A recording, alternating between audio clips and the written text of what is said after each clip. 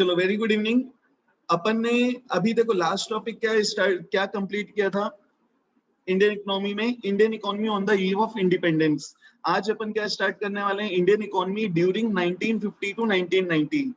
तो ड्यूरिंग 1950 से 1990 के बीच इंडियन इकोनॉमी में क्या क्या रिफॉर्म्स आए हर एक सेक्टर में, वो आज हम देखने वाले हैं। ठीक है, तो देखो सबसे पहले हमें इस टॉपिक में क्या दिया हुआ है। तो जब इंडिया को इंडिपेंडेंस मिला था, उस समय हमें मालूम था India was very backward country, India was a stagnant country. मतलब जब हमें आजादी मिली थी, India was a backward country, India was a stagnant. India की जो इकोनॉमी थी वो स्टेगनेंट इकोनॉमी थी, मतलब जो जिसमें कोई ग्रोथ नहीं है। तो हमें यहाँ पे क्या करना था, कुछ डिसीजंस लेना था। जो भी हमारे गवर्नमेंट थी, गवर्नमेंट के पास एक टास्क था कि इंडियन इकोनॉमी में हम क्या सिस्टम फॉलो करें। ठीक है, तो सिस्टम मतलब इकोनॉमिक सिस्टम। तो सबसे पहले अपन देखते हैं इकोनॉमिक सिस्टम का मतलब क्या होता है। तो इकोनॉमिक सिस्टम का मतलब होता है it is an arrangement by which central problems of the economy are solved. मतलब एक ऐसा सिस्टम जिससे इकोनॉमी की जो सेंट्रल प्रॉब्लम्स हैं, सेंट्रल प्रॉब्लम्स कौन सा है, आई होप सो सबने ये 11th में पढ़ा होगा कि सेंट्रल Yes. प्रॉब्लम्स में अपन ने क्या पढ़ा था, what to produce, how to produce. तो अपन इसको इतना डीप में डिस्कस नहीं करेंगे, what to produce, how to produce and for whom to produce. तो हमने 11th में ये पढ़ा हुआ है कि ये जो सेंट्रल प्रॉब्लम्स हैं, ठीक है, इन सेंट्रल प्रॉब्लम्स को हम कैसे सॉल्व करें, एंड इसके अरेंजमेंट को हम क्या बोलते हैं, इकोसिस्टम, इकोनॉमिक सिस्टम। ठीक है, तो economic system refers to an arrangement by which central problems of the economy are being solved. Central problems में क्या है, सेंट्रल प्रॉब्लम्स में देखो what to produce, how to produce and for whom to produce. मैं क्या बनाऊं और किस कॉम्बिनेशन में बनाऊं, मतलब मैं कंज्यूमर गुड्स बनाऊं या मैं कैपिटल गुड्स बनाऊं, कंज्यूमर गुड्स बनाऊं या कैपिटल गुड्स बनाऊं, और किस रेशो में बनाऊं। So this is called your what to produce. फिर हाउ टू प्रोड्यूस में मैं लेबर इंटेंसिव टेक्निक यूज करूं या कैपिटल इंटेंसिव टेक्निक यूज करूं। ठीक है, तो ये प्रॉब्लम था हमारा how to produce. And for whom to produce, मतलब मैं रिच लोगों के लिए गुड्स बनाऊं या पुअर लोगों के लिए गुड्स बनाऊं। तो इस प्रॉब्लम को अपन क्या बोलते थे, फॉर whom टू प्रोड्यूस। ठीक है, तो ये प्रॉब्लम्स को हम क्या बोलते हैं, central problems of an economy. ठीक है, अब ध्यान देना टाइप्स ऑफ इकोनॉमिक सिस्टम। हमने देखा था 11th में, ये भी पढ़ा हुआ है कि जो भी इकोनॉमी है, इकोनॉमी क्या हो सकती है, या तो कैपिटलिस्ट इकोनॉमी हो सकती है। कैपिटलिस्ट इकोनॉमी का दूसरा नाम क्या है, फ्री इकोनॉमी। फ्री इकोनॉमी मतलब जो भी हमारे डिसीजंस हैं regarding what to produce, how to produce and for whom to produce, ये डिसीजन कौन लेता है, प्रोड्यूसर्स। तो ध्यान देना, जो भी इकोनॉमिक सिस्टम है, कोई भी इकोनॉमी क्या फॉलो कर सकती है, either free economy, capitalist economy, या सोशलिस्ट इकोनॉमी, या सेंट्रली प्लान्ड इकोनॉमी। तो कैपिटलिस्ट इकोनॉमी में क्या होता है, जो भी डिसीजंस होता है, मतलब गुड्स, हाँ हमें क्या बनाना है, कैसे बनाना है, किसके लिए बनाना है, ये डिसीजंस कौन लेता है, producers. Second type of economy is socialist economy. इसी को हम और क्या बोल सकते हैं, सेंट्रली प्लान्ड इकोनॉमी। तो यहाँ पे जो भी डिसीजंस है regarding with how to produce, for whom to produce and what to produce, these decisions are taken by the government, central authority. ठीक है, and last type of economy is mixed economy. Mixed economy में क्या होता है कि जो भी decisions है regarding what to produce, how to produce and for whom to produce, ये डिसीजंस कौन लेता है, producers as well as government. ठीक है, producers are free to produce whatever they want to produce, however they want to produce and for whom to they want to produce। ठीक है, तो यहाँ पे प्रोड्यूसर्स आर फ्री, बट यहाँ पे government कुछ जगह पे क्या लेती है, इंटरवेंशन लेती है। ठीक है, तो this type of economy is called mixed economy. India ने क्या अडॉप्ट किया था, मिक्स्ड इकोनॉमी। क्यों इंडिया ने मिक्स्ड इकोनॉमी क्यों अडॉप्ट किया था, ध्यान से सुनना, इसके पीछे कारण क्या था।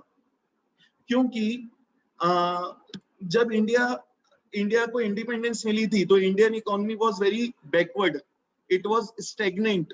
ठीक है, बहुत लोग बहुत पुअर थे। ठीक है, तो अगर हम कैपिटलिस्ट इकोनॉमी में जाते कैपिटलिस्ट इकोनॉमी में जाते तो हो सकता था कि हम सोशल वेलफेयर को इग्नोर कर देते।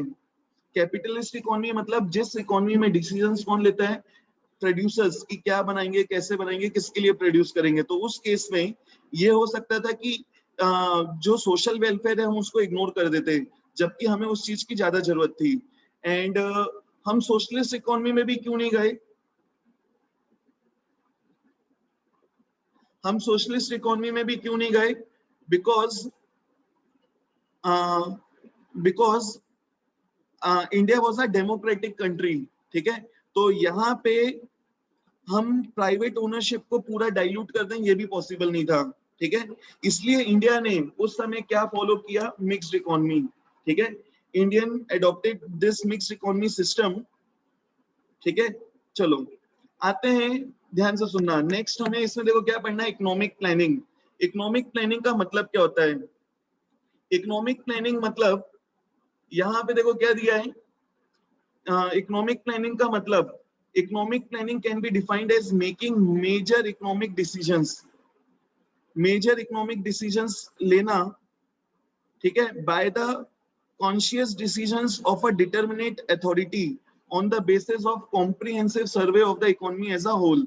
मींस इकोनॉमी में क्या प्रोड्यूस करना है, कैसे प्रोड्यूस करना है, किसके लिए प्रोड्यूस करना है, ये डिसीजंस लेना, ठीक है। Taking the comprehensive survey of the whole economy, हर इकोनॉमी को कंसीडर करते हुए, पूरी इकोनॉमी को कंसीडर करते हुए हमें ये डिसीजंस लेना है। एंड इसकी प्लानिंग को हम क्या बोलते हैं? इकोनॉमिक प्लानिंग, ठीक है। तो इंडिया ने मिक्स्ड इकोनॉमी फॉलो किया था, मिक्स्ड इकोनॉमी सिस्टम फॉलो किया था। तो यहाँ पे देखो हमें क्या पढ़ना है। सबसे पहले देखो ये क्या दिया है, 1948 में हमने क्या बनाया था? एक इंडस्ट्रियल पॉलिसी रेजोल्यूशन, ठीक है। हमारी जो बैकवर्ड इकोनॉमी थी, स्टेगनेंट इकोनॉमी थी, उसको रिवाइव करने के लिए, उसको जिंदा करने के लिए हमने एक पॉलिसी बनाई थी, एक रेजोल्यूशन पास किया था 1948 में। कौन सा? Industrial policy resolution and the directive principles of Indian,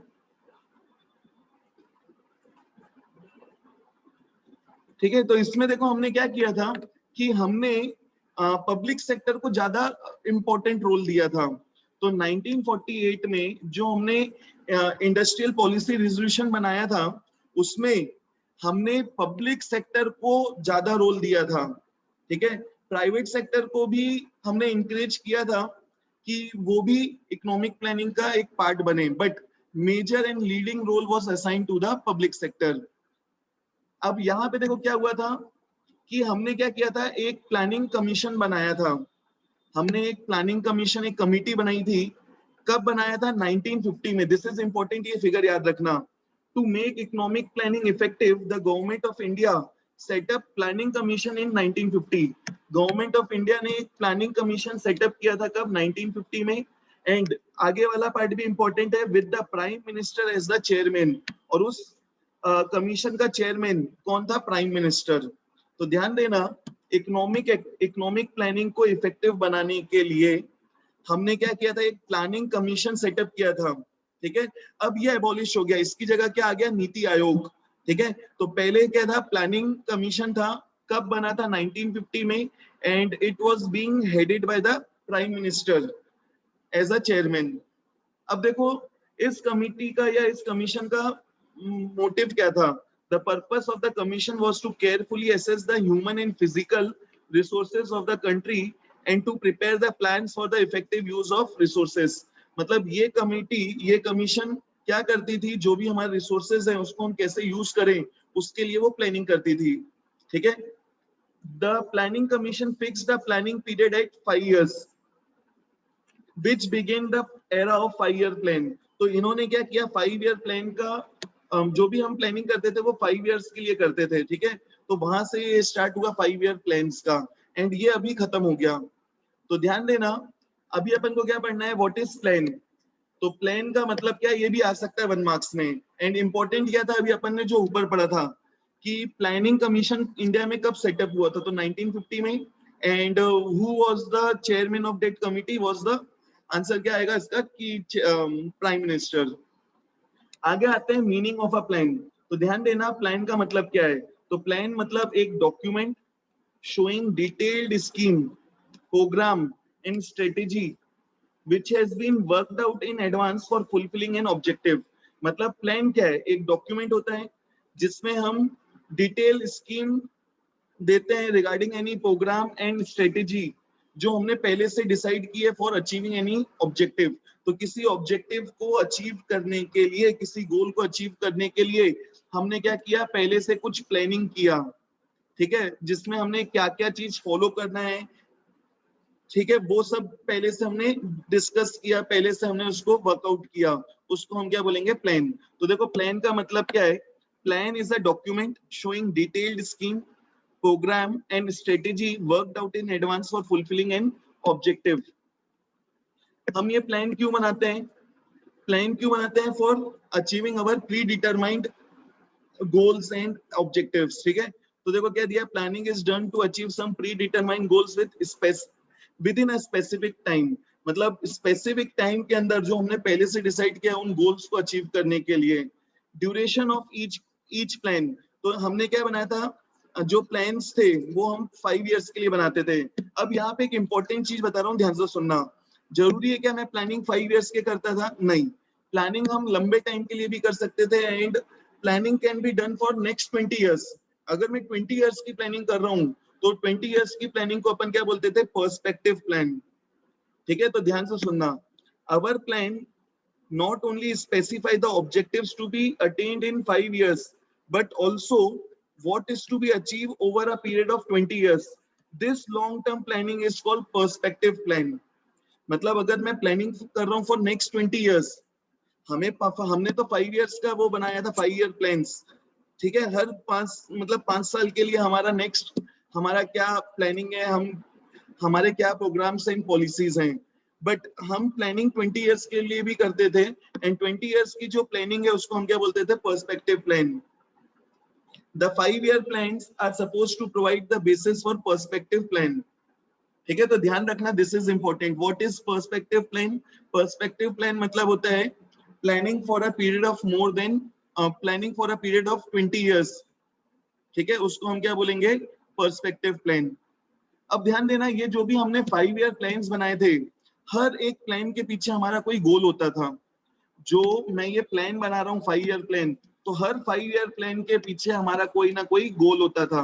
तो ये गोल क्या हो सकते हैं, ध्यान से सुनना। हर 5 ईयर प्लान के there are basic 4 goals. 4 goals क्या है, पहला हो सकता है ग्रोथ, दूसरा हो सकता है मॉडर्नाइजेशन, तीसरा हो सकता है सेल्फ रिलायंस या इक्विटी। मतलब जितने भी हमने ये 5 ईयर प्लान्स बनाए थे, हर एक 5 ईयर प्लान के पीछे हमारा कोई ना कोई गोल होता था। पहला गोल क्या हो सकता है, या तो ग्रोथ, या तो मॉडर्नाइजेशन, या तो सेल्फ रिलायंस, या तो इक्विटी, ठीक है। तो अब अपन देखते हैं एक एक करके इन गोल्स का मतलब क्या होता है। तो सबसे पहले अपन देखते हैं ग्रोथ का मतलब क्या है। तो जब मैं ग्रोथ की बात कर रहा हूँ, तो ग्रोथ मतलब जो अपनी इंडियन इकोनॉमी थी वो क्या थी, बैकवर्ड एंड स्टेगनेंट। तो यहाँ पे हमें क्या करना था, इकोनॉमी का जो ग्रोथ रेट है, जीडीपी का ग्रोथ रेट है, वो बढ़ाना है, ठीक है। तो ग्रोथ मतलब क्या, ध्यान से सुनना। Growth refers to increase in country's capacity to produce the output of goods and services within the country. मतलब ग्रोथ मतलब Indian economy at the time of independence was stagnant and backward economy. So in order to increase the, यहाँ पे हमारा main motive क्या था कि stagnation को हम खत्म करें, कैसे इकोनॉमी में ग्रोथ रेट बढ़ाएं। तो ग्रोथ रेट बढ़ाने के लिए हमें क्या जरूरी था कि हम गुड्स का आउटपुट बढ़ाएं, ठीक है।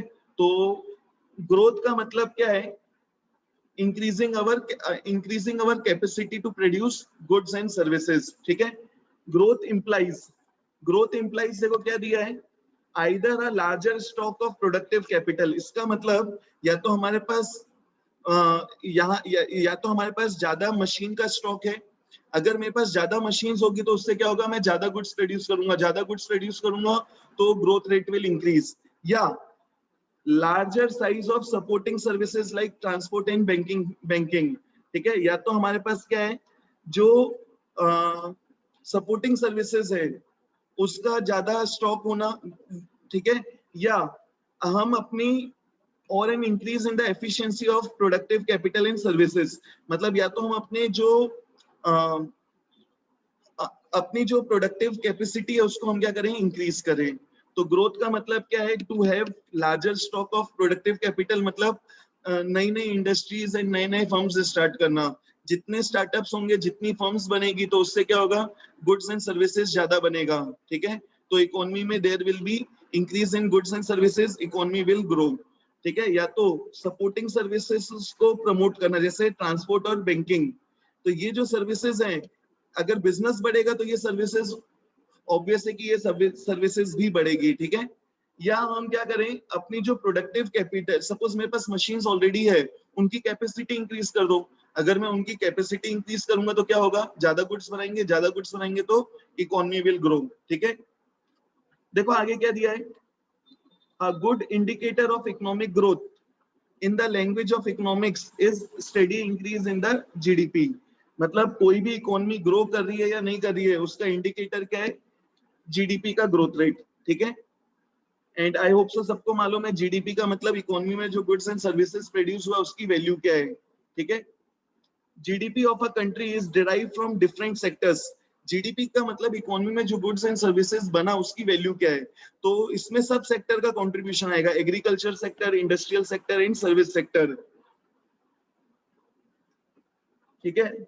In some countries growth in agriculture contributes more to GDP growth. कुछ कंट्रीज में एग्रीकल्चर सेक्टर का कंट्रीब्यूशन जीडीपी में ज्यादा होता है, कुछ में कम, ठीक है।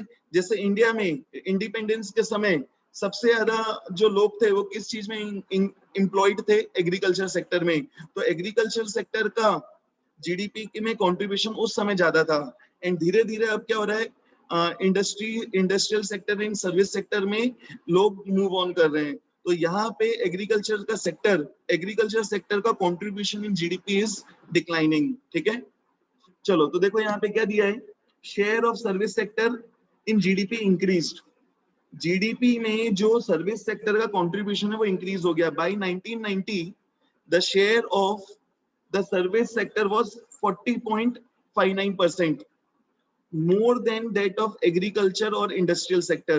तो 1990 में सर्विस सेक्टर का जो कंट्रीब्यूशन है जीडीपी में वो 40.59 हो गया, 40.59% हो गया, and it was more than agriculture and industrial sector. This phenomenon of growing share of the service sector was accelerated in the post 1991 period, ठीक है।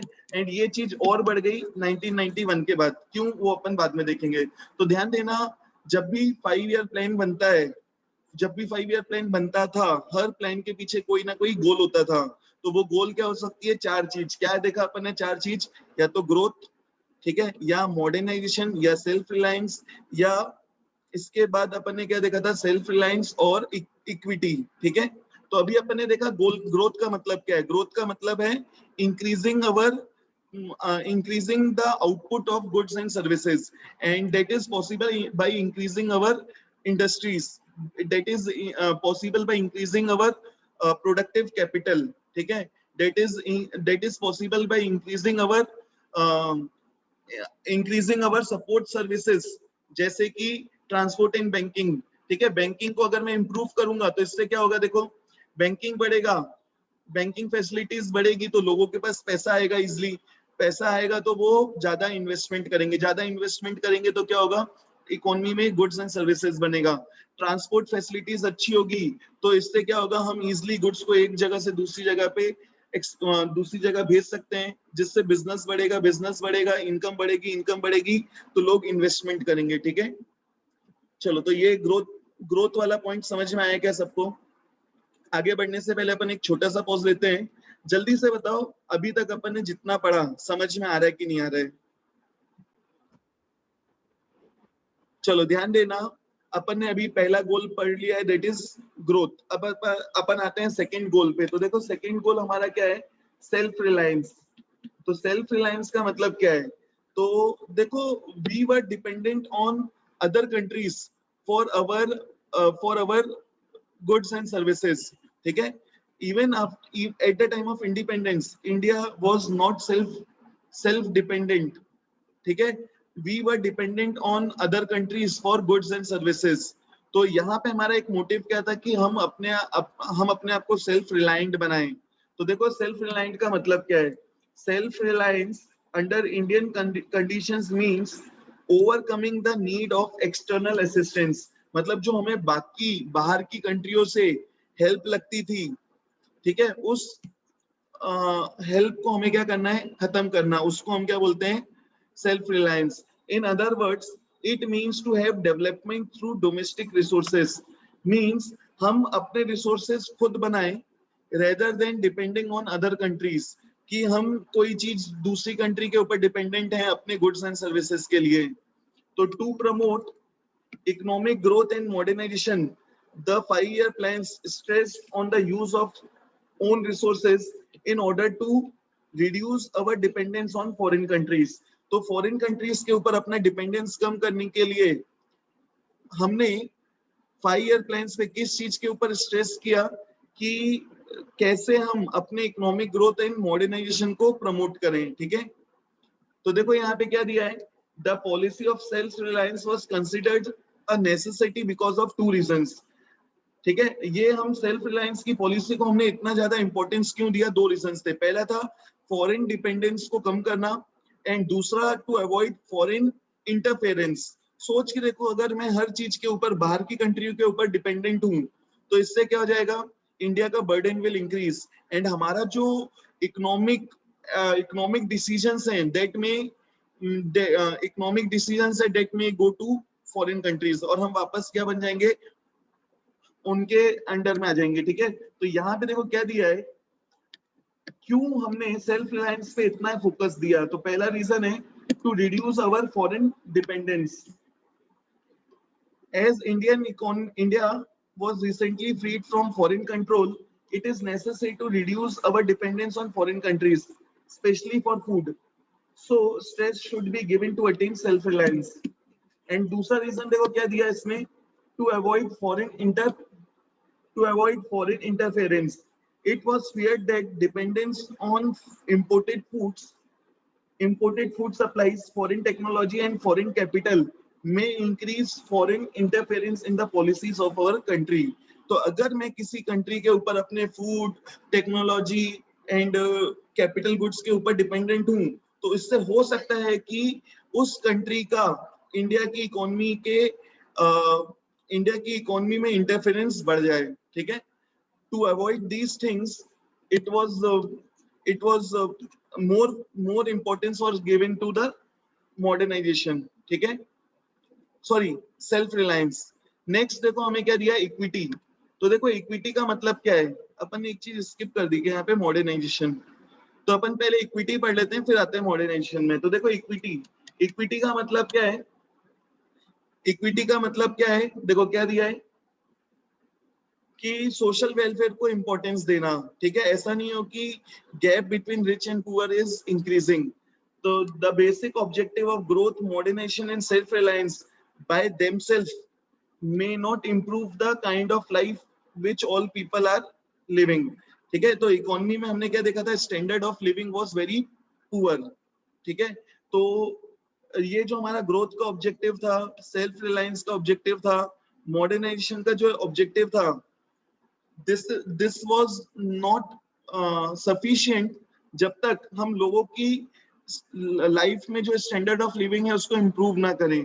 तो उसके लिए क्या जरूरी था कि सबको एक जैसा इंपॉर्टेंस मिले. ठीक है, तो यहाँ पे इसके लिए क्या जरूरी था कि जो गैप है बिटवीन रिच एंड पुअर उसको हम कम करें. तो देखो यहाँ पे क्या दिया है, so it is important to ensure that benefits of economic prosperity are availed by all sections of the country. ठीक है, all the sections of the economy. तो जो भी इकोनॉमिक प्रॉस्पेरिटी के जो भी बेनिफिट्स हैं वो सभी सेक्शंस को एक जैसे मिले. In addition to objective of growth, modernization and self-reliance, equity is also important. According to equity, every Indian should be able to meet her basic needs, that is food, house, education and healthcare. And inequality in the distribution of wealth should be reduced. मतलब equity means हर एक person को कम से कम रोटी, कपड़ा, मकान और आज की date में मोबाइल, कम से कम इतना तो मिले। ठीक है, रोटी, कपड़ा, मकान और मोबाइल, मतलब यहाँ पे मोबाइल नहीं है, हेल्थ केयर है। ठीक है, तो इतनी फैसिलिटीज मिले, इसके साथ साथ जो वेल्थ है वो भी इक्वली डिस्ट्रीब्यूट हो। ठीक है, तो दिस इज कॉल्ड इक्विटी। तो in short, equity aims to raise the standard of living of all the people and promote social justice. तो इक्विटी का हमारा मोटिव क्या था? To increase the standard of living and second to promote social justice. ठीक है, and हमारा एक गोल बच गया, मॉडर्नाइजेशन। मॉडर्नाइजेशन का मतलब, एक्सक्यूज मी सर, हाँ सर इक्विटी एंड इक्वालिटी में डिफरेंस क्या है? इक्विटी और इक्वालिटी। इक्विटी में हमने क्या देखा कि हमें इक्वलिटी लेके आना।